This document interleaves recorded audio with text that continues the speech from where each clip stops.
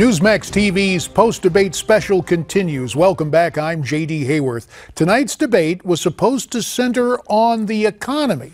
And certainly that was a recurring theme, but a lot of other topics came up. The topic we have on our minds right now, though, is what you're thinking about the debate. And to get that, we go back to our Newsmax newsroom and Miranda Kahn. Miranda?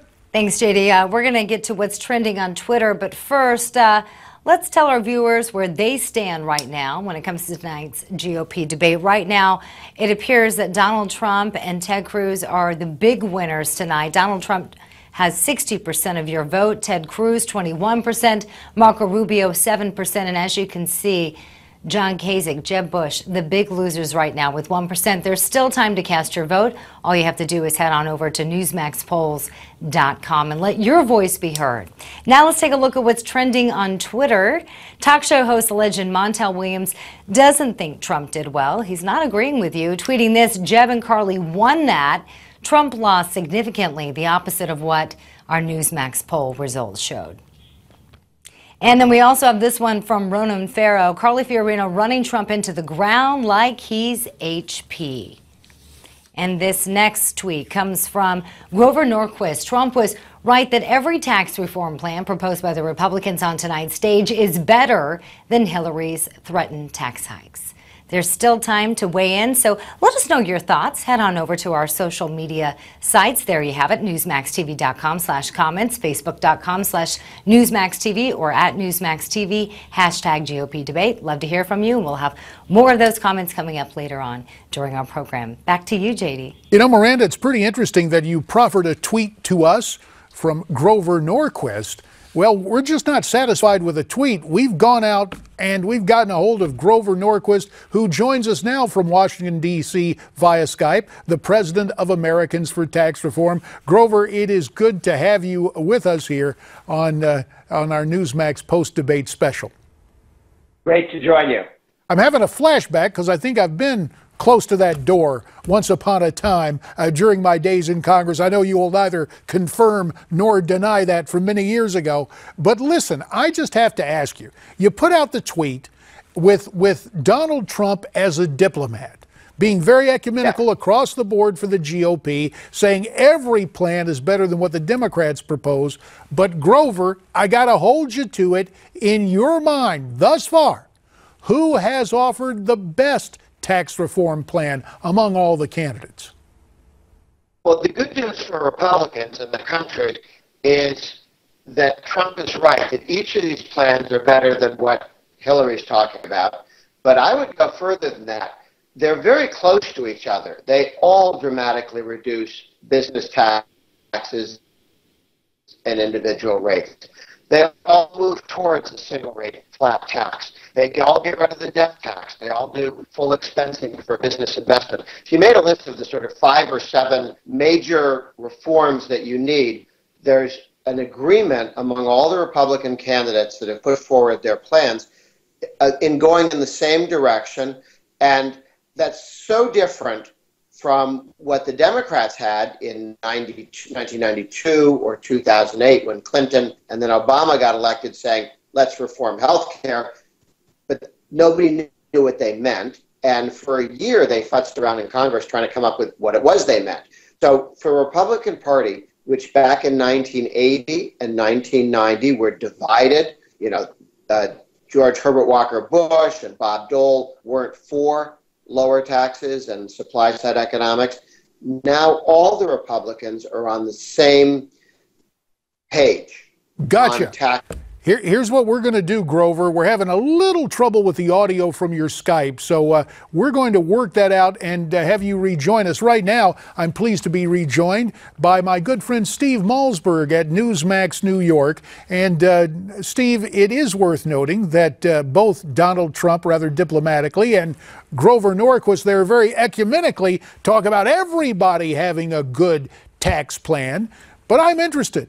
Is there one that stands head and shoulders above the others among the Republican candidates in your mind?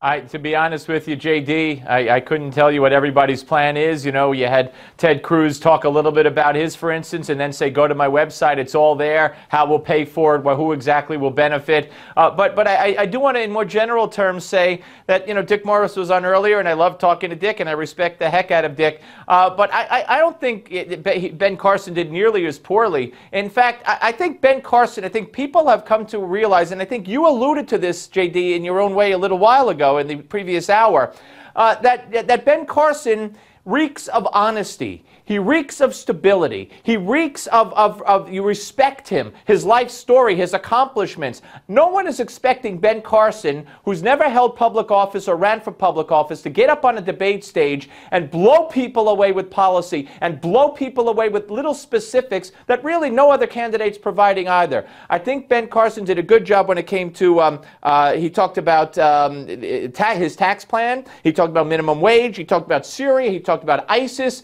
and he handled the media question very well. So I was impressed with Ben Carson tonight, as I always am, and I think he's going to remain at the top of the polls along with Donald Trump. There's one thing that we haven't had a chance to discuss because it happened at the very end or near the very end of the debate, and I think you'll find this interesting. The crowd did boo one of the moderators, according to Business Insider. Maria Bartiromo asked the candidates in general, how could you hold your own on a stage with Hillary Clinton, a woman with such a quote-unquote impressive resume? The crowd booed, and she said, well, you know, she's been in politics longer than anybody up there. And Marco Rubio took the question and said, I'm glad you asked that. And then he went into, if you ask me, the reason why the Clintons and the Democrats fear Marco Rubio. He said this is a generational thing. Me against her would be a generational race, the future versus the past, and I think that's where Marco Rubio is the strongest.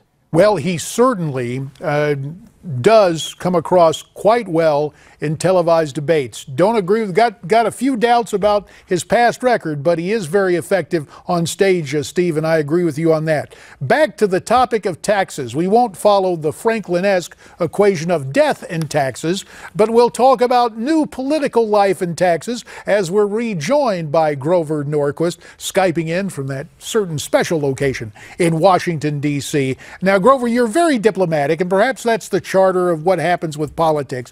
Let me tell you, in my mind, who had the simplest and the best tax plan, and sadly he wasn't on the main stage.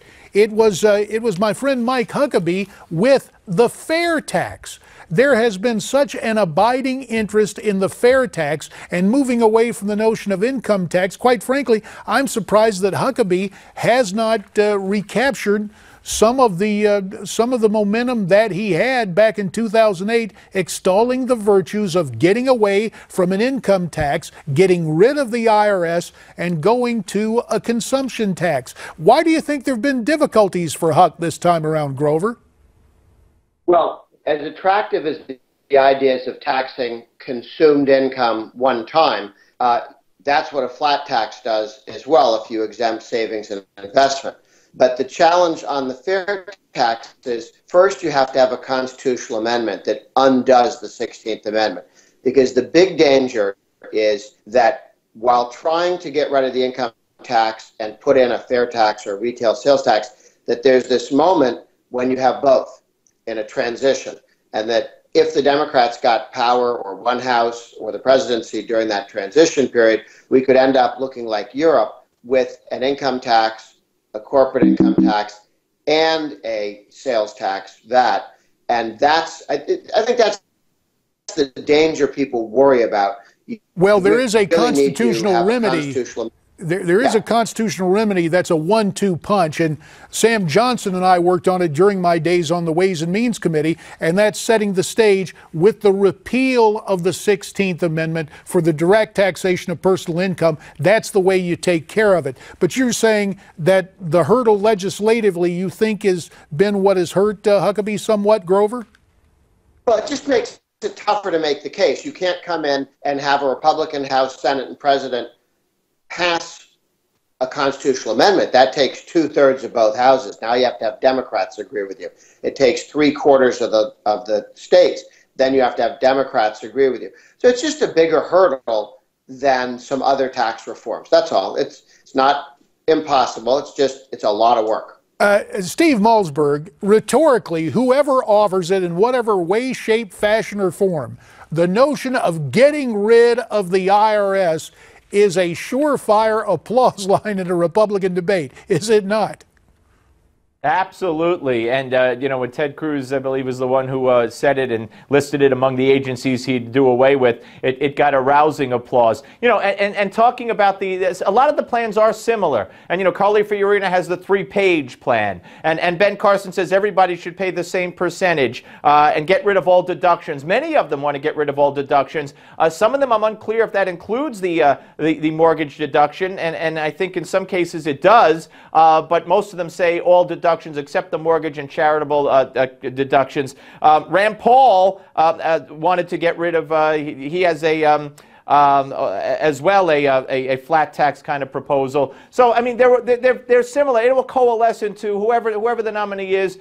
Again, as Trump said, and I think it was very generous of Trump to say it, no matter who, he kind of gratuitously threw it in, I guess, as part of an attempt to create this, not new image, but this softer image, inclusive image mainly, not confrontational. Everybody's plan up there is better than Hillary's, but Grover certainly is the expert. Well, you, my friend, offer your expertise as well, Steve, and we're going to ask you to stand by. In addition to thanking Grover for his time, Steve Malzberg will be back to you in news.